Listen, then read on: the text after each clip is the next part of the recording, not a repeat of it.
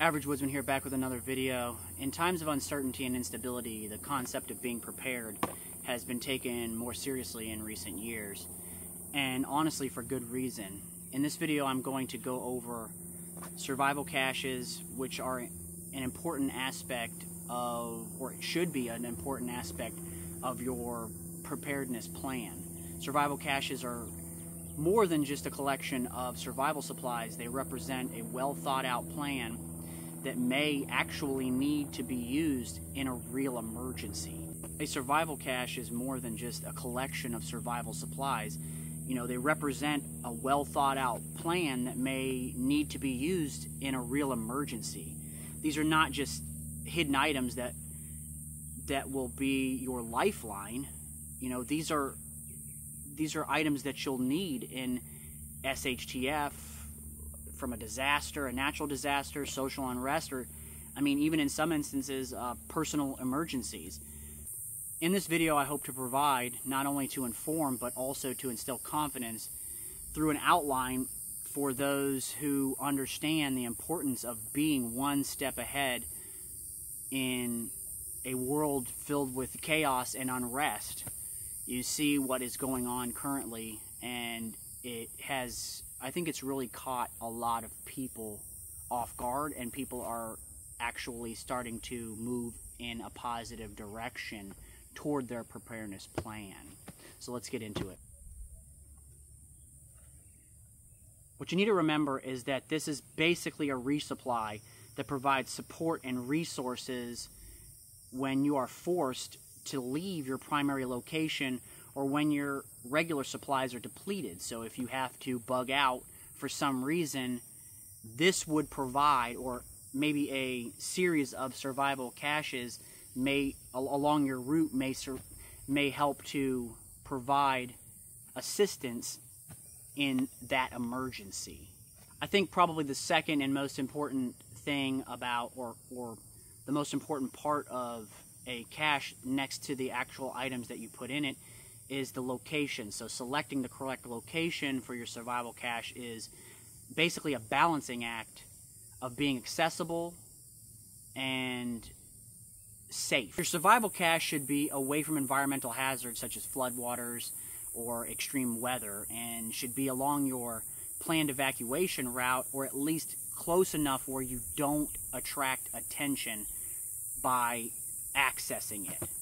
Let's kind of get into what's inside the cache and kind of go over a short list of items that you want to have inside your cache. So ideally you're going to want to have some sort of food, so calories, a way to collect water and disinfect that water, cutting tools, cordage, maybe an additional container inside, not, you know, secondary to your actual container that it's all in, some sort of cover element, so shelter, fire, water, all those types of items should be inside here. This is just a heavy-duty ammo can with a rubber seal on it to keep moisture out. Also, as you'll see, I have some of the packs inside of it to help also keep everything in here from being affected by moisture. One thing I do like about this one is it has a top tray that can be used for basic organization. So I have here a cutting tool. This is obviously one thing you're going to want to keep in here. This is just a really good little fixed blade knife, a Mora. This is a HD companion. Super cheap, super durable, just an excellent tool. Obviously you're going to have fire on the list, so multiple fire items. You know, in here I have, these are just UCO stormproof matches. Here I have a container, a metal container with some of the Mini Inferno. And then in here I have some Tender Quick tabs and a small Soon-to compass. Just have some Purell wipes in here just in case you need them. It's good to throw them in here. Obviously cordage, you can never have enough cordage. I have just a partial roll of Gorilla Tape. This is a small fishing kit. There's a lot of water in Florida, especially a lot of fresh water, and in the specific area that I'm at, there's a lot of lakes around here. So this could supplement me during my journey. You know, if I need to dump it, I can always dump it, but it doesn't weigh very much, and it has line, hooks, small lures, things like that in it that could aid in my travels if necessary. Just a small sharpener and a Write in the Rain notepad, a small little Leatherman, this is the rebar, a big heavy duty ferro rod, and that's really all that is on this top tray. Let's kind of get into the main area here. So this is actually a pistol. This is a Ruger SR9. I got this for cheap locally, and it functions well. It would be an emergency. Say that for some reason I lost my pistol, my actual pistol that I carry on me, my CCW, and I had to resupply. This would give me the ability for ammo at the very least, because obviously my CCW, the pistol that I'd be carrying with me to head to my bug out location, is in 9mm. So even if I didn't need the actual pistol itself, I got this for a super cheap deal. I could dump it if I needed to. That's why it's going in this cache. But even if I don't need it, I can still access the ammunition. But if I do need this pistol for some reason, I lost mine, I still would have this as an option. Obviously, a good headlamp is important. This is a through night. I have inside of here, I have a Sawyer Mini. It comes with the bag and the plunger. I also have inside here, I have some water purification tablets, so I have all those bases covered. If I need to access this to get fresh water, I can do that.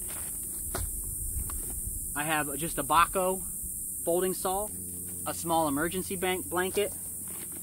This is a comprehensive medical kit, so I have all the items that you would need for self-aid. So tourniquet, compression gauze, all those types of things are in this kit.